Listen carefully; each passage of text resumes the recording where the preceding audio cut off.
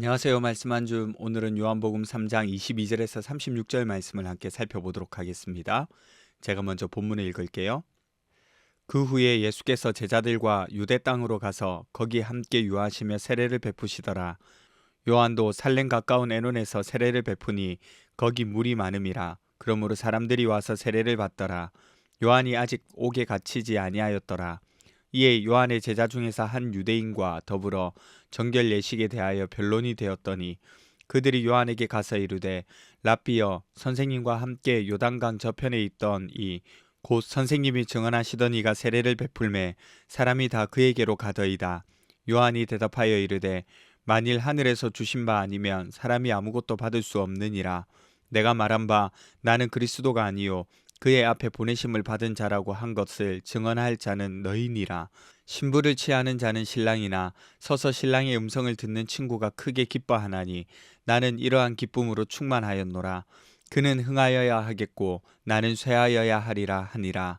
위로부터 오시는 이는 만물 위에 계시고 땅에서 난 이는 땅에 속하여 땅에 속한 것을 말하느니라. 하늘로부터 오시는 이는 만물 위에 계시나니 그가 친히 보고 들은 것을 증언하되 그의 증언을 받는 자가 없도다. 그의 증언을 받는 자는 하나님이 참되시다는 것을 인쳤느니라. 하나님이 보내신 이는 하나님의 말씀을 하나니 이는 하나님이 성령을 한량없이 주심이니라. 아버지께서 아들을 사랑하사 만물을 다 그의 손에 주셨으니 아들을 믿는 자에게는 영생이 있고 아들에게 순종하지 아니하는 자는 영생을 보지 못하고 도리어 하나님의 진노가 그 위에 머물러 있느니라. 아멘. 오늘 본문을 잘 살펴보시면 예수님께서도 유대 땅에서 세례를 주고 계셨고 세례 요한도 예루살렘 가까운 애논에서 세례를 베풀고 있었습니다. 그러니까 예수님의 사역과 세례 요한의 사역이 동시에 겹치고 있었다는 뜻입니다. 그런데 문제가 생겨요. 26절을 한번 보세요. 선생님과 함께 요단강 저편에 있더니 곧 선생님이 증언하시던 이가 세례를 베풀매 사람이 다 그에게로 가더이다. 이렇게 기록되어 있어요. 이 제자의 말 속에는 불안이 담겨 있습니다. 어떤 불안일까요? 스승님, 사람들이 예수님께 다가가고 있습니다. 스승님의 영향력이 줄어들고 있어요. 이대로 가만히 있어도 되나요? 약간 이런 식의 불안입니다. 그러니까 우리가 뭔가 밀리고 있다는 느낌을 받고 있는 거예요. 이 이야기를 들은 세례 요한은 어떤 반응을 보이고 있습니까? 사실 인간적인 눈으로 본다면 야, 진짜가 왔으니까 이제 짝퉁은 철수해야지 이렇게 판단할 수 있잖아요. 아마도 기록되어 있지는 않지만 많은 사람들이 그렇게 판단하거나 생각했을 수 있어요. 그리고 본인도 그렇게 느껴서 위축되고 자존감이 떨어질 수 있습니다. 그런데 요한은 그렇게 여기지 않아요. 예수님의 인기가 많아지는 것도 나의 영향력이 줄어드는 것도 모두 하나님의 주권에 달려 있다고 고백합니다. 27절에 만일 하늘에서 주신 바 아니면 사람이 아무것도 받을 수 없느니라 라는 말이 그런 뜻입니다. 세례 요한은 철저하게 하나님께 받은 것이라 고백하는 거죠.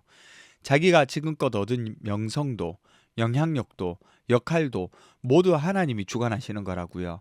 그리고 세례 요한은 자신의 정체성을 철저하게 합니다. 자신을 주인공으로 생각하지 않았어요. 오히려 제자들에게 따끔한 일침을 놓습니다.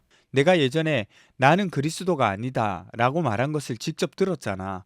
너희가 증인이잖아. 그런데 왜 이제 와서 질투하는 거야? 이렇게 말이죠. 그리고 신랑과 신부 그리고 신랑의 친구로 비유합니다. 신랑은 예수님이시고요. 신부는 하나님의 백성들입니다. 그러면 신랑의 음성을 듣고 크게 기뻐하는 친구는 누구입니까?